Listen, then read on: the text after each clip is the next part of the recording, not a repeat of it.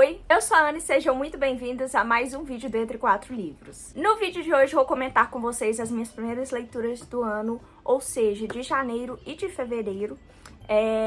Eu acabei me embolando, nem vi que o mês estava passando, eu ia postar de janeiro, quando eu vi fevereiro já tinha acabado, mas enfim. Foi bom porque em fevereiro eu li menos livros do que eu li em janeiro, então vim aqui contar pra vocês qual foram as minhas leituras. Mas antes desse vídeo começar, como sempre, se você ainda não for inscrito no canal, por favor, se inscreva e não se esqueça de ativar o sininho de notificações pra você não perder nada. Meu link geral da Amazon com o link de todos esses livros vai estar aqui embaixo. Comprando qualquer coisa com meu link, você me ajuda muito, muito, muito, porque eu ganho uma pequena comissão em cima da sua compra e você não paga nada mais por isso. Então é uma forma bem bacana de você patrocinar o canal sem tirar nada mais do seu bolso. Sem mais demoras, vamos lá. Quem acompanha o canal já viu qual foi a minha primeira leitura do ano, que foi A Hipótese do Amor, da Lee Hazelwood. Eu fiz um vlog aqui no canal de 24 horas de leitura e acabou que eu li ele em 12 horas, menos de 12 horas na verdade. Então não vou comentar muito da leitura e nem do capítulo extra, que foi a minha segunda leitura também, porque eu já comentei lá no vlog, então vou deixar aqui pra vocês. Mas foi um livro que eu gostei muito. Eu achei que a autora podia ter desenvolvido algumas coisas ali. Essa história aqui basicamente vai contar a história da Olive e do Adam. A Olive está fazendo mestrado ou doutorado, se eu não me engano, na universidade, e aí ela repara que a amiga dela gosta de um cara com quem ela já saiu, e esse cara também gosta dessa amiga dela, e ao invés de ela simplesmente apenas só falar para os dois, não. Ela fala pra amiga dela que vai ter um encontro, que tem um encontro marcado naquele dia, só que a amiga dela acaba cruzando com ela no corredor. E aí ela entra em pânico e simplesmente decide beijar o primeiro cara que tava passando ali no corredor pra fingir que era com ele que ela estava saindo. E esse cara nada menos é do que o professor mais odiado da faculdade, que toca terror em todo mundo, que é o Adam. E aí que eles simplesmente decidem fingir um namoro. Ele precisa de mostrar pra reitoria que ele está criando raízes ali na universidade, na cidade, na verdade, porque eles cortaram a verba de um projeto dele que envolvia muito dinheiro, porque acharam que ele ia acabar indo para outra universidade trabalhar. E uma forma de mostrar para eles isso, que ele está criando raízes, é tendo um relacionamento. E a Olive precisava fingir que estava saindo com alguém para a amiga dela sentir melhor e ir lá começar a sair com o cara também. E eu sabia desse livro aqui desde quando ele era apenas uma fanfic de Star Wars. Eu não imaginava que ele ia crescer tanto. A minha amiga Daniela sempre falou muito bem dele. Porque é uma fanfic basicamente que essa aqui é a Rey e esse é o Kylo Ren. Quem já assistiu Star Wars sabe de quem eu tô falando. Mas enfim, eu gostei muito desse livro. Foi ótimo eu ter pegado ele como a minha primeira leitura, porque tinha muito tempo que eu não lia nada, assim, por conta própria, que não fosse da faculdade. Então ler um romance gostosinho desse, assim, atiçou o meu interesse pela leitura novamente. E como eu disse, eu acho que faltou algumas coisinhas, por isso eu não dei 5 estrelas, eu dei 4. E quase dei 5 na emoção, mas eu acho que faltou a gente ver mais contato da Olive, de certa forma, com os amigos dela. A gente sabe que ela divide apartamento com um amigo dela, que, tipo assim, é muito bacana, super melhor amigo, mas a gente quase não vê interação entre os dois. Essa amiga dela também parece ser super legal, a gente quase não tem descrição dela. Até interação da Olive e do Adam eu achei muito pouca. Eu acho que foi o livro, até assim, ele flui muito bem. Então parece, sei lá, dessas... Quantas páginas tem? 300? Parece que, tipo, 331 mais ou menos. Parece que tem 100, 200 páginas só, porque é muito bem escrito. Porém, falta coisas para ser melhor escrito. E eu gostaria de ter visto mais coisas da interação entre os dois também. Porque, como eu disse no vlog, a gente sabia que ela gostava de correr igual ele, mas a gente não vê ela correndo, por exemplo. Só um exemplo bobo, assim, tipo, a gente nunca viu ela correndo. Nem ele também, a gente só viu ele chegando da corrida, no caso, que ela vai na porta da casa dele e ele já tá todo suado da corrida. Então, assim, eu senti falta de algumas coisas do cotidiano pra gente saber como que são os personagens. Eu gostei sim deles, me apeguei um pouco a eles, mas eu acho que isso daria uma profundidade pra cada um, sabe? Então, acho que faltou desenvolvimento nos personagens secundários e um pouquinho só no casal principal também, ali de interação entre os dois. Mas, ainda assim, é um livro que eu gostei muito. E logo depois dele eu peguei pra ler o capítulo extra, que vai narrar, acho que o capítulo 16, que é o famoso capítulo 16, pelo ponto de vista do Adam, mas, assim, foi legal ver o ponto de vista dele, que inclusive eu acho que a hipótese do amor teria sido muito mais proveitoso se a gente tivesse visto o ponto de vista do Adam também, porque ele é narrado todo pelo ponto de vista da Olive. Então eu achei que a autora poderia ter colocado o ponto de vista dele ao longo do livro, porque ia dar um enriquecimento ali, a gente também ia ver as coisas que eles estavam fazendo naquele período que eles estavam fingindo namoro. Mas enfim, nesse capítulo extra a gente tem essa cena narrada por ele, mas eu achei legal, mas nem tanto também, porque nem é a cena completa, parece que a autora cortou muita coisa, não fez nem sentido. Eu achei que ia ser outra coisa, então, assim, achei legal, mas é isso, é o que é, só um capítulo extra mesmo, mas foi uma boa segunda leitura. Mas Ana, é só um capítulo extra, você conta como leitura? Conto sim. Se você não quer contar, problema seu, não conte aí da sua casa. Cuide das suas leituras, aquelas. Enfim, acabei me empolgando, mas pra ver mais detalhes do que eu achei mesmo da história, vai lá no meu vídeo de vlog pra você ver os meus surtos com o livro. E a minha terceira leitura foi Passarinha, da Catherine Erskine. Eu não sei falar o nome dela, mas eu peguei esse livro aqui enquanto eu tava na praia. Ele é super rapidinho de ler, eu podia ter lido mais rápido ainda, só que, né, enquanto a gente tá viajando, a gente tá fora da rotina. Eu, pelo menos, fico maluca quando eu não tô no meu ambiente ali de costume. E o que dizer desse livro aqui? A Fernandinha, que é uma inscrita aqui do canal, que é minha amiga também, me deu esse livro de aniversário. Eu acho que foi de aniversário mesmo. No mínimo, umas outras 5 pessoas me indicaram falando que eu ia amar esse livro. E eu entendi por que eles me indicaram. Esse livro aqui vai contar a história da Caitlin, que é uma criança que tem síndrome de Asperger. Eu não sei qual a diferença da síndrome de Asperger para o autismo, eu não pesquisei ainda, inclusive eu tinha que ter pesquisado assim que cheguei em casa, mas eu tenho um irmão com síndrome de Down e autismo, então assim, esse livro já ia conversar muito comigo de qualquer forma, e tem similaridades bastante entre esses dois transtornos do desenvolvimento. Eu acho que talvez está no espectro do autismo, mas não é considerado autismo, então eu não sei direito pra falar a verdade. Eu fui pra esse livro sem saber de nada e basicamente no comecinho a gente vê que a Caitlin acabou de perder um irmão dela. Houve um massacre na escola onde ele estudava, simplesmente um cara entrou lá e matou algumas crianças e também uma professora. Eu não lembro se são várias crianças, mas o irmão da Caitlin foi uma delas. Eu não sabia do que se tratava e logo no começo pegar isso já foi um baque. E esse irmão dela, que é o Devon, era basicamente um mundo todo pra ela, porque era ele que explicava o sentido das coisas, porque ela não conseguia entender ironia, ela levava tudo ao pé da letra, bem literalmente. E ele era aquela pessoa que estava sempre ali explicando pra ela tudo direitinho. O quarto dele tinha um cantinho especial pra ela quando ela tivesse alguma crise. Então ele era um mundo pra ela. Então a gente vai ver como a Caitlin tá aprendendo a lidar com o luto que ela está sentindo e também o pai dela, porque acabou de perder um filho. E, inclusive, eu indico muito pra quem for ler esse livro aqui, ler a nota da tradutora logo no começo, porque se eu não tivesse lido, eu não ia ter pego muita coisa. Antes do Devon morrer, ele estava montando um armário com o pai dele, que era pra ele poder subir de nível ali naquele negócio de escoteiro, sabe? A tradutora já deixa claro logo no começo que esse armário em inglês é chest, que é um tipo de armário, mas também é a tradução para peito, né? Pode ser lido como peito. O peito do Devon foi justamente onde ele tomou um tiro. Eles falam que, tipo, ele tomou um tiro no coração. Então, você vê aquele armário ali destruído, assim como a criança ficou também, e assim como que aquela família tá. Então, essa autora tem, assim, um lirismo para escrever tudo. Tudo ali tem um significado que você tem que prestar um pouquinho de atenção para pegar e realmente ler essas notas da tradutora antes para entender. Esse livro, assim, é extremamente emocionante. A gente vê o ponto de vista de uma garotinha ali sobre o luto e ela tentar procurar um desfecho. O que é desfecho?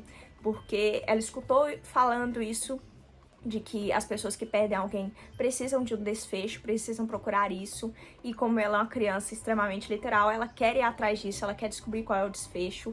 Então a gente vai ter que ver o pai dela tendo que aprender a ser o apoio da Caitlyn, ao mesmo tempo não sabendo. Você vê ali que ela ficou não só sem o irmão, mas ela ficou sem o apoio constante que ela tinha, porque o pai dela não sabe lidar com ela igual o irmão dela sabia.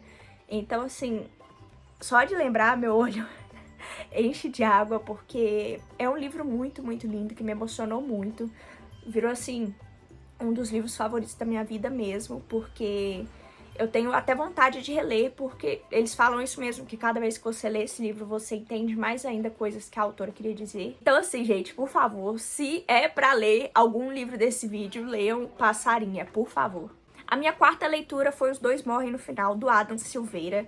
É basicamente a história aí de que existe uma central da morte, que no dia que você for morrer, eles vão te ligar à meia-noite, ponto, pra te informar que dentro de 24 horas você vai morrer. Eles não falam como você vai morrer, não falam como sabem que você vai morrer também, mas é consenso geral que quando você recebe essa ligação, a central da morte não está enganada e você vai morrer naquele dia. Seja daí a 10 minutos ou seja até 11h59. Então a gente tem um conceito muito novo aqui, é uma história bem única. Eu nunca tinha visto nenhum outro livro com uma narrativa parecida com essa.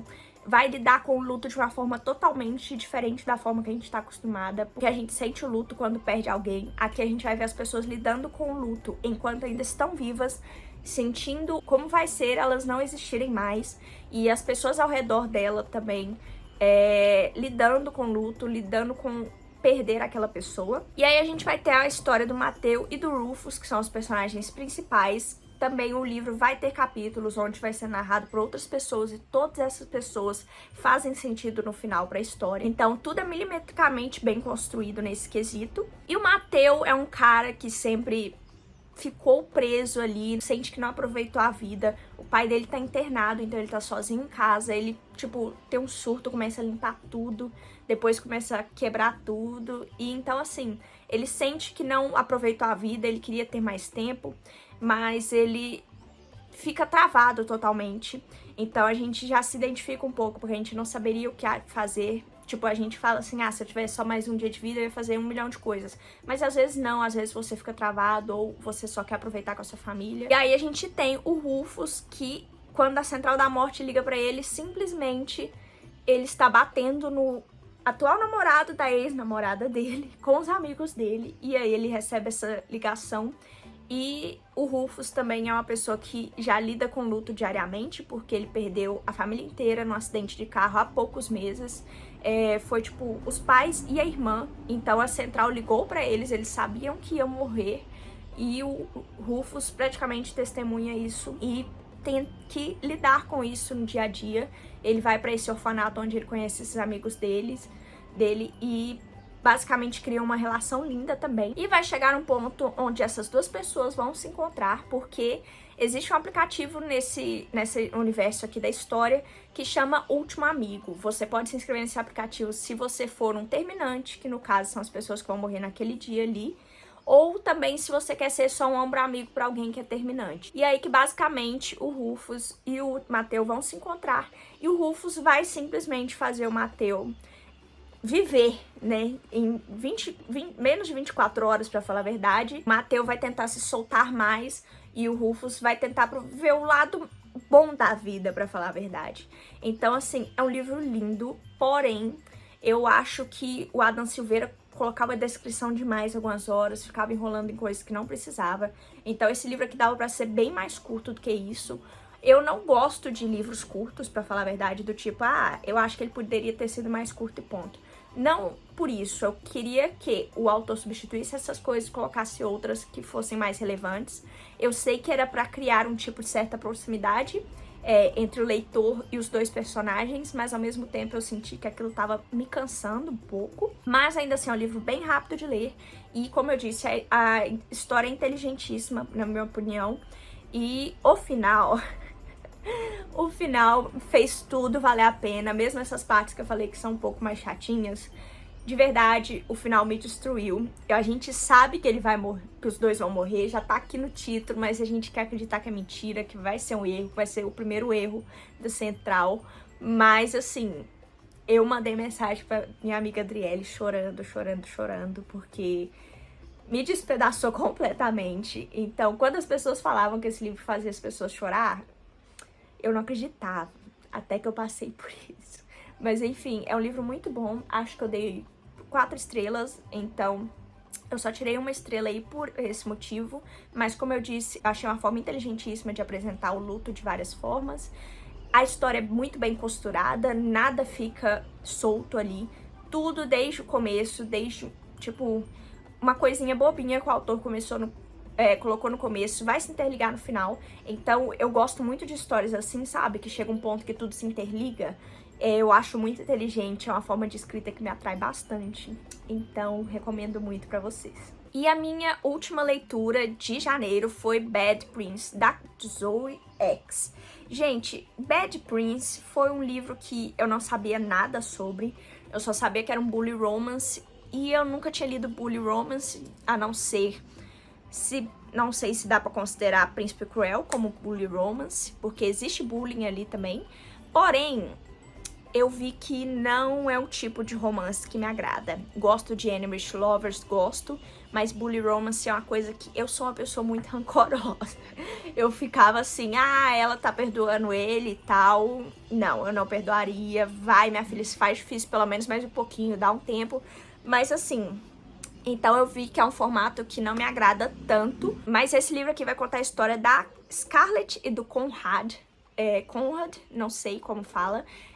Basicamente, você sabe que eles se odeiam, que aconteceu alguma coisa no passado, quando eles eram meio que crianças ali, que fez a Scarlett odiar totalmente o Conrad e ele também odiar totalmente ela. E o livro meio que fica entre o presente e o passado, contando a história deles.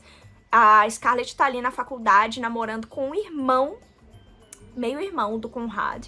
E eu nem lembro o nome do cara mais, porque assim, eu só lembrava do nome da Scarlett, eu olhei pra capa que eu lembrei do Conrad. Aí chega na edição eu descubro que o nome dele não é Conrad, mas deixa pra lá. E aí o que acontece? Ela está na faculdade, onde meio que o diretor, o dono da faculdade, o dono da porra toda, é pai do Conrad e desse cara que ela tá namorando.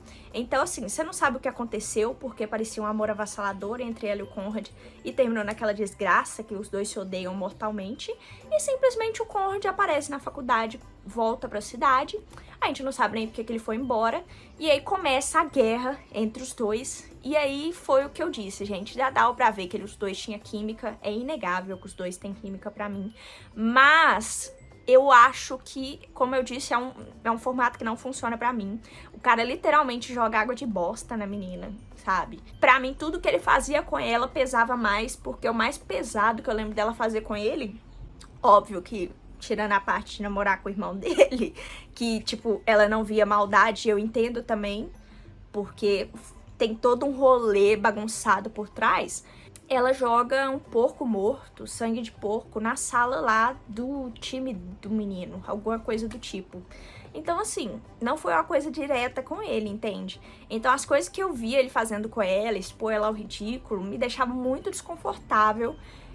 Então, eu senti até falta depois também de ver uma coisa mais fofa entre os dois, do tipo, a gente vê a química, a gente vê sexo, os hots são até bem escritos, porém, eu não sei se foi impressão minha, mas eu achei que os hots eram muito mais escritos pelo ponto de vista dele do que pelo dela. Não sei se foi isso, mas eu achei até ok. Porém, como eu disse, eu vi que é um formato que não funciona pra mim. Eu senti falta de ver interações mais românticas entre os dois. A gente vê eles mais novos ali criando laços e tal, uma história super fofa e cheia de desgraça também. Porém, como eu disse, eu via muito mais, na verdade, algumas coisas fofas, tipo o cara que é o irmão dele que ela namorava, deixava meio que bala pra ela do que ela gostava, do sabor que ela gostava de morango no carro pra ela, aparecia com algumas coisas assim, tipo uns pequenos gestos ali que dá pra ver que cria intimidade entre os dois, sabe? E eu senti falta disso, de ver isso dela com o Conrad. Basicamente, a Scarlett é uma fumante, ela fica fumando o tempo inteiro. Você sabe o que é? Qualquer coisa, ela puxava um cigarro e fumava. Gente, esse livro, assim, não tô brincando, deve correr risco de alguém começar a fumar depois de ler ele. Eu mesma, quando terminei, eu já enfiava a mão no bolso caçando cigarro e eu nunca nem fumei na minha vida, eu juro por Deus. E aí o Conrad também fuma toda hora e ainda por cima é piromaníaco. Ele anda com isqueiro no bolso e toda hora ele faz e taca fogo em tudo também. Então a história entre um fumante e um piromaníaco, como eles começaram a se odiar e como a gente vai ver se eles vão se amar de novo, se eles vão conseguir perdoar tudo isso ou não. Mas eu achei que o Conrad era um cara muito estragado da cabeça. E aí que eu pensava, putz, como que a pessoa chega nesse ponto? Eu acho que não tem como ter um... Ah, porque ele tem um passado triste e tal, mas não era uma desculpa pra mim, sabe? E aí ele também tinha um envolvimento com drogas ali, e eu odeio qualquer temática com drogas, gente. Eu não gostei tanto de Days Don't and the Six justamente por isso, porque eu não gosto de temáticas com droga, então eu não gosto de ler livro com temática de droga, nem ver filme com essa temática. Porém, assim, não é o tema central. E o que eu gostei na história também foi que tinha um porquê dele estar mexendo com aquilo ali, não era uma droga, assim, pesadíssima, era uma coisa pra concentração, mas ainda assim, né, não era legalizada por enquanto. Mas como eu disse, eu acho que ele é um livro até bem escrito, porque ao longo do livro a gente vai descobrindo mais camadas do Conrad e eu até comecei a entender. Eu vi as coisas que ele passou e eu falei, caralho, realmente, né, tem um porquê dele ser assim, mas ainda assim, no fundo eu também ficava, mas tem gente que passa por coisa pior e não vira dessa forma, né? Não fica assim. Mas cada um lida de um jeito, né, gente? A gente vê que ele é um fruto das coisas pelo qual ele passou e se for olhar, ele tem um coração até bom demais, lá no fundo, assim, bem no fundo, através de várias camadas, assim, ele tem um coração bom. E a Scarlett também passa por bastante traumas, algumas coisas eu desconfiava pelo contexto, assim, né? Mas foi um livro que eu gostei bastante, como eu disse... Mas chegando para o final, a gente começa a entender o porquê de tudo, e foi uma coisa que me chocou bastante. Bem no finalzinho ali, na reta final, acontecem as coisas chocantes que eu achei um pouco corridas, que não me chocaram tanto por isso. Eu achei assim, nossa, que triste e tal, mas eu acho que faltou um pouquinho de desenvolvimento. Parece que a autora correu um pouco no final, sabe? E aí meio que tirou um pouco o brilho daquela cena ali pra mim. Porém, eu gostei muito do final, mesmo tendo sido corrido. Eu estava achando que eu ia dar uma nota bem baixa pra esse livro, porque, real, não foi o formato que funcionou pra mim. Porém, eu acho que eu dei 3 estrelas e meia, e pra mim isso não é exatamente péssimo, mas eu não posso dar 4, porque seria tipo, não foi um favorito da vida, não foi, tipo, perfeito, mas faltou algo. Pra mim faltou algo e também é o tipo de história que não conversa comigo de verdade. Não estou culpando o livro por isso, mas é uma coisa que me incomoda, me deixou desconfortável, então eu levo em consideração a minha experiência com a leitura também. Mas foi um livro que eu gostei até, só acho que, assim, bully romance pra mim, real, não funciona. É um tipo que não dá certo pra mim. Em Príncipe Cruel, eu lembro que quando eu li eu fiquei chocada, só que eu ainda assim entendi que era a construção de um personagem, porque é literalmente uma fada. A Holly Black deixa claro pra gente que o Cardan é uma fada, então fadas não têm sentimentos, principalmente com humanos, porque humanos são abaixo de lixo pra eles. Então pra mim é uma coisa totalmente diferente aquilo desse e assim... Não sei, pra mim pesou muito mais esse, sabe? Foi uma história que me divertiu, né? Que me entreteu, na real, porque foram 800 páginas. Claro que algumas partes cansava, até porque eu tava lendo diretão, mas foi um livro que eu li razoavelmente até rápido pra 800 páginas, então foi um livro que eu aproveitei bastante também.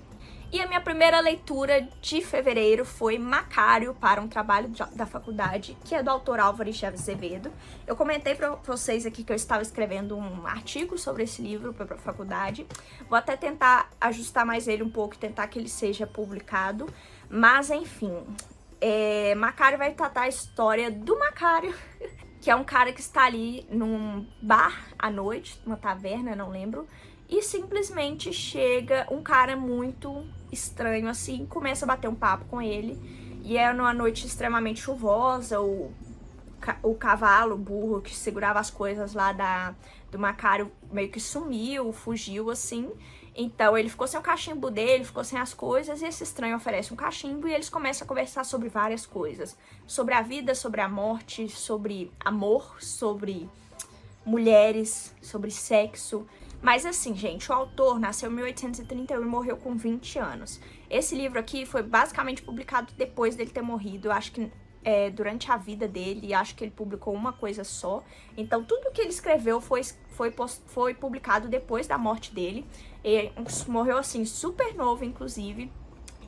Tem até uma curiosidade bacana no começo aqui, que introduz pra gente, que fala sobre isso, fala sobre como ele era um grande escritor na época, e chegou um ponto que ele simplesmente cismou que ele ia morrer, não queria voltar pra faculdade, e aí escreveu tipo um poema sobre morte e tudo isso, sobre como ele morreria. E aí, um mês depois, ele realmente caiu do cavalo, machucou, agravou uma tuberculose e morreu pouco tempo depois. Então, assim, totalmente louco, assim, a história do cara. E aí a gente não sabe real se ele terminou o Macário, se era pra ficar desse jeito mesmo, ou se ele ia continuar, se ia incrementar mais coisas. A única coisa que a gente sabe é que Macário tem uma ligação direta com Uma Noite na Taverna, que é do mesmo autor, óbvio. O final de Macário aqui conversa com Uma Noite na Taverna. E aí, basicamente, que o Macário vai batendo papo com esse cara que está lá e muito estranho. E eles decidem fazer uma viagem. O Macário vai pegar carona com esse cara no cavalo dele. E durante a viagem ele vai descobrir que o cara nada mais é do que o Satã. Simplesmente pegou carona com o Satã e vai dar um rolê por aí. E, gente, é um livro com uma linguagem até bem complicada, porque, né, é um livro bem antigo, é um livro clássico. E aí que é um livro que foca muito real em morte, em vida e erotismo, de uma forma geral. Mulheres sendo bem objetificadas mesmo, por causa da época. Mas ainda assim, eu entendi na época que eu li, que é pelo contexto, a gente tem que levar o contexto em consideração, mas ainda assim me deixava desconfortável, porque era basicamente uma viagem de um homem sobre mulheres e virgindade delas e etc. Então isso me incomodava muito. Quando eu li pela primeira vez, eu falei, caraca, eu tô ferrada, porque eu não sei sobre o que escrever desse livro aqui. E aí que parei pra pensar o que era muito presente na história. Muita gente falava que era a morte, só que na minha primeira leitura dele, porque eu li ele no ano passado, na real, pra começar o artigo, eu não foquei tanto na morte. Eu vi que realmente o que era presente era amor, era mulher, era o corpo feminino e coisas sexuais. Então eu decidi focar no quê? O amor e o erotismo presentes na história de Macário. Mas não só isso, eu percebi que dois personagens influenciavam muito Macário ao longo da história, que é o Satã e o Penseroso, que é um personagem que vai aparecer mais pra frente. O Satã traz algo mais erótico nele, enquanto o Penseroso parecia bem com a primeira geração romântica aqui no Brasil, que era um romance mais idealizado, que a mulher era alvo de idealização, uma coisa mais lírica. E a segunda onda romântica é basicamente o contrário da primeira e é bem mais sombria também, toca muito nessa parte de morte. Então, pra mim, Satã era a personificação da segunda onda romântica e o Penseroso era a personificação da primeira onda romântica. E aí, meu artigo foi em cima disso, como o amor e o erotismo eram personificados em Macário. E como esses dois personagens influenciaram Macário ao longo da história. E aí que é um livro que não tem grandes reviravoltas, é basicamente só conversas mesmo. Você vendo como a morte tá sempre ligada ali com a vida, a morte tá sempre ligada ao amor também, de certa forma. Então, assim, eu vou tentar publicar meu artigo e se um dia eu publicar, eu disponibilizo pra vocês. E foi um livro que à primeira vista eu não gostei tanto, dei 3 estrelas. Na minha segunda leitura eu comecei a gostar mais e a partir da minha interpretação também eu tive um apego maior com o livro. E aí eu acho que eu subi ele pra 3,5 ou 4, não sei, mas enfim. É isso. E aí, no último dia de fevereiro, pra falar que eu não li apenas um livro no mês, eu terminei Saboroso Cadáver, da Augustina... Peraí. Nossa, é muito desenho, eu vou chegar lá. Agustina Basterrica.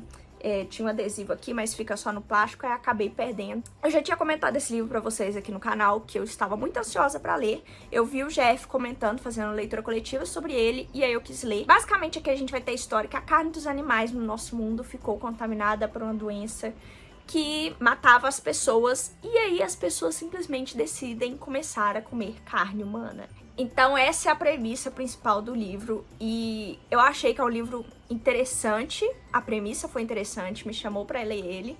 E não só isso também, como tem uma narrativa muito bem construída, eu acho que a autora soube explorar muito bem, assim, a podridão da raça humana em várias formas. E não só isso, como a gente vai ver a hipocrisia humana também. E a história vai ser contada a partir do ponto de vista do Marcos Tejo, que é um personagem ali que a gente sabe que não consome carne humana. Ele trabalha, inclusive, num abatedouro. Eu não entendi muito bem a função dele, porque ele meio que vai de abatedouro a frigorífico e tal. É como se fosse um distribuidor que cuida de tudo ali. E aí que a gente sabe que ele não consome carne humana, então a gente pensa que é um cara bacana e tudo. Eu até estava gostando bastante dele.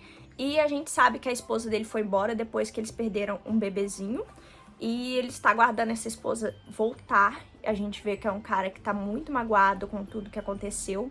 O evento de ter parado de comer a carne animal para começar a comer a carne humana é chamado de transição. E a gente vê como a transição, assim, mudou totalmente a realidade de todo mundo.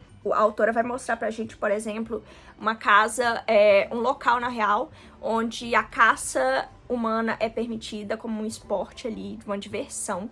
É um livro extremamente, assim, grotesco, porque a gente vê pessoas sendo assassinadas o tempo todo, a gente vê o ser humano sendo tratado como animal, e faz muita gente questionar também como a gente trata animais mal, porque a gente vai consumir eles depois. Então, assim, é uma coisa que faz a gente questionar muito. Não sei se a autora é vegetariana e queria fazer a gente pensar muito nisso mesmo, mas eu achei uma coisa bem bacana. E então é um livro bem grotesco, real, em vários sentidos. A gente vai ter grávida sendo decepada, sangue de grávida sendo usado para comércio ali. Vai ter questões de estupro também desses indivíduos que são separados para o abatedouro, que inclusive é crime. A gente vê exatamente essa hipocrisia. Eles tratam aqueles seres ali como objetos, mas também tem alguns limites. E ao mesmo tempo várias pessoas, mesmo já tendo esse limite absurdo, que é literalmente comer as pessoas e, tipo, ter domínio mesmo sobre outra pessoa, ainda vai desrespeitar as regras. Então, é um livro grotesco em vários sentidos, tem questões de estupro que não são detalhadas, então não me deixaram desconfortáveis, assim, não me deixaram mal. Tipo, desconfortáveis deixaram, mas não foi uma coisa que me atingiu, porque não é detalhado. E é como eu disse, é mais pra mostrar a podridão do ser humano mesmo, até onde as pessoas vão, principalmente num cenário desses, né? Então, a gente vai ter muito personagem principal criticando algumas coisas também, e meio que questionando. Ele conta pra gente no começo da transição ali, começaram a sair reportagens, artigos científicos falando que os humanos precisavam dos nutrientes da carne para não se sentirem fracos, para não ficarem desnutridos e tal, tudo para normalizar o consumo de carne humana. E aí a gente tem uma caça aos animais também, que é algo que eu tava comentando com minhas amigas, que é algo totalmente comum hoje em dia, igual teve aquele surto de febre amarela e começaram aqui no Brasil, mataram vários macacos, porque o macaco era um dos que também pegavam a febre amarela, mas ele não era transmissor direto, e as pessoas começaram a matar vários macacos na época. Então, assim, a gente vê as pessoas aqui no livro descontando o ódio nos animais também. Então, eu vejo que é uma coisa assim que a autora soube trabalhar muito bem. E aí a história começa a andar mais depois que o Marcos recebe uma cabeça, né? Ou seja, uma pessoa de presente de um cara dono de um frigorífico. E essa cabeça é da primeira geração pura, que é chamada PGP, né? Que são pessoas que foram criadas já para serem abatidas. Não foram geneticamente modificadas, né? Porque geralmente eles fazem experimentos assim para que as cabeças cresçam mais rápido para poderem ser consumidas, mas essa geração pura não tem modificação genética, então falam que é uma carne mais saborosa e tudo isso. Mas pela essa geração pura eu tentei solucionar pra mim um mistério que a autora não deixa claro pra gente quantos anos que já tem disso, né? A gente sabe que não é, sei lá, 60 anos, por exemplo, porque o personagem ainda trabalhava no frigorífico do pai dele, então era meio que um jovem adulto ali. Quando isso aconteceu e o pai dele vai até pra, tipo, ele coloca o pai dele num, não é sanatório, é uma casa de repouso ali, porque o pai dele começa a desenvolver vários distúrbios. E aí essa cabeça da primeira geração pura que ele recebe tem mais ou menos 20 anos. Então eu creio que aí é de 20 a 30 anos desde que tudo aconteceu. É uma estimativa que eu fiz. Mas ele basicamente recebe esse presente, ele não sabe o que fazer. E ele acaba começando a se apegar àquele animal ali, porque é considerado um animal.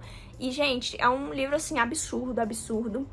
A gente vê como os humanos, assim, olhavam pra esses outros humanos, só que, tipo, era tudo uma questão de onde você nasceu, praticamente, porque se você nascesse dentro do cativeiro ali, você ia ser pro abate, se você nascesse no mundo normal, você não seria abatido, mas essas pessoas que abatiam as outras, olhavam pra elas realmente como animais, falavam que elas nem tinham a capacidade de pensar. Então, assim, é uma coisa absurda, absurda. Então, eu ficava o tempo todo na leitura pensando, será que ela queria mostrar pra gente também que fazem isso com os animais aqui no nosso mundo e tudo isso? Então, assim, a história começa a desenrolar a partir disso, dele começar a se apegar a ela. E eu tive muita surpresa com o personagem principal. Eu não sabia pra onde o livro tava indo. Desde o começo a gente não sabe pra onde o livro tá indo. Chega no meio, a gente entende um pouco melhor do que se trata, mas ainda assim não sabe pra onde tá indo e não sabe o que vai acontecer, não tem nem como adivinhar. E o final disso aqui, gente, me deixou encarando o teto por 10 minutos seguidos. Foi um final, assim, muito, muito bom.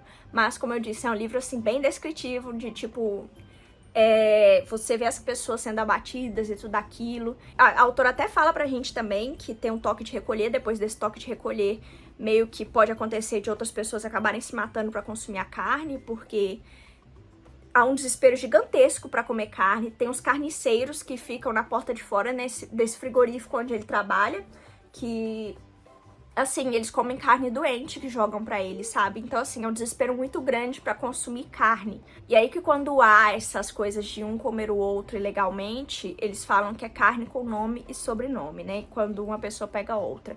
Então, assim, eu acho que a autora conseguiu finalizar esse livro muito bem, conseguiu apresentar a história muito bem e pensou em várias camadas aí de verdade, então achei o livro muito bem construído. Então é isso, gente, desculpa ter ficado escura a imagem aí, começou a escurecer aqui, mas se eu não gravasse esse vídeo não ia dar tempo.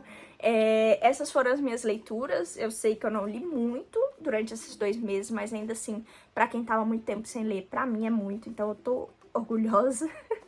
Então é isso, um grande beijo e até a próxima.